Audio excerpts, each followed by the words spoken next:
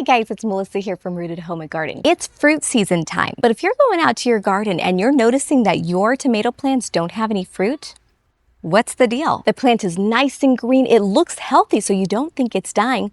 What could possibly be wrong? Well, I'm here to tell you what the problem could be and how to fix it. I am here inside my vegetable garden, and on these beautiful trellises, I have my tomatoes growing, and some of my plants are looking absolutely loaded. There's fruit everywhere.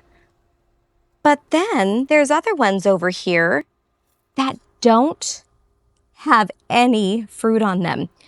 But look at the leaves. Look how gorgeous this is. It is so green, so vibrant.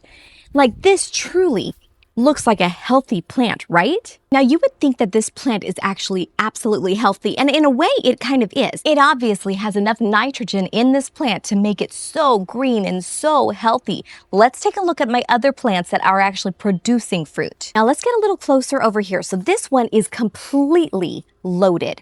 But you can notice here is I can see through the trellis. There's not a lot of leaves in here. Also, the leaves are not nearly as dark green as the one to my left. So if we span back to the really healthy looking one, see how dense it is? It's gorgeous, tons of green, and it is so bright green and beautiful and healthy. Well, if this plant were here just for decoration, I would say absolutely I would get an A+ for this. But this plant is not here just for decoration. I expect this plant to produce, and producing, it is not. And the reason why is because it has way too much nitrogen. What nitrogen does is it sends all of its energy into the leaves, producing tons of foliage, tons of green leaves that are so healthy and beautiful. But what it's doing is it's taking away nutrients from producing fruit. All the energy in the plant is going into the leaves. We don't want that in our tomato plants. So our tomato plants, to be perfectly healthy, needs 3 things: nitrogen, phosphorus, and potassium. If you get those 3 things in your vegetable garden, you're gonna have a beautiful, healthy, and plenty of fruit to enjoy. So here I obviously have a problem. How can I fix it?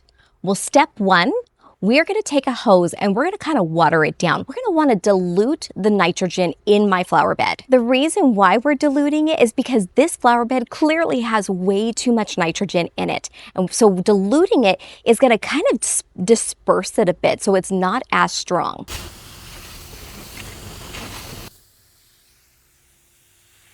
As I'm sitting here watering it, I'm probably going to water it for a good 5 minutes. I really want this flower bed to get a nice deep soaking. And don't worry, it's not going to kill your plants. We're not leaving this on here for hours. I am literally just going to be here for a few minutes doing this. So now what we're going to do is we're going to take our bag of tomato tone. This is by Espoma, and we're going to sprinkle a nice portion into the soil. Now, there are directions on how to do it correctly, but I don't tend to do it that way. I'm just going to be sprinkling in it. And the good thing about this is a slow release fertilizer, so I'm not going to be overdoing it on my plants.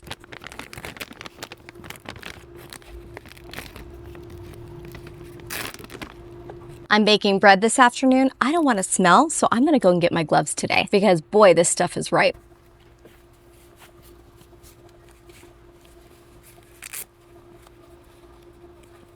So now what I'm gonna do is take this tomato tone, sprinkle it around the base of the plant.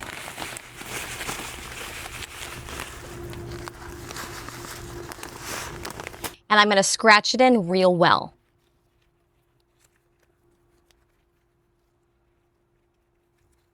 The goal of doing this is we are adding more phosphorus and potassium into the soil. And what that does is that is going to help the plant send more energy into producing fruit rather than producing beautiful green leaves. The phosphorus is going to help with root development and adding flowers to it, which produces fruit. The potassium is there to help it grow into a strong plant and make your fruit taste really tasty. We don't want tasteless, watery tomatoes. That wouldn't be very good. Now, the next step of what we're going to do is we're going to start selectively choosing leaves that we want to get rid of.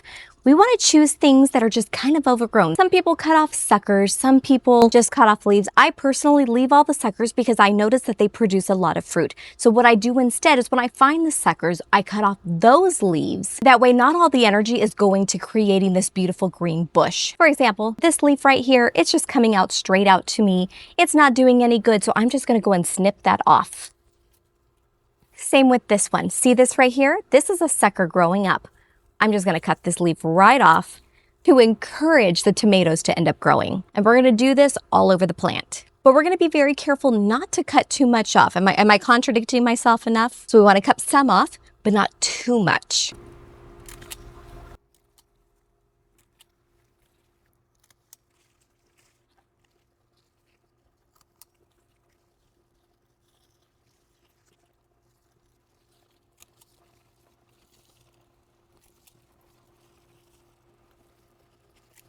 And of course, anything that's growing too close to the bottom, we want to remove those as well, because anything that's too close to the soil can encourage the diseases to spread. So we want to get rid of those ones immediately. Now, hopefully in a couple of weeks, we'll actually see a huge improvement in this plant and we'll start getting the fruit that we've planted this plant for. Thanks for joining me today.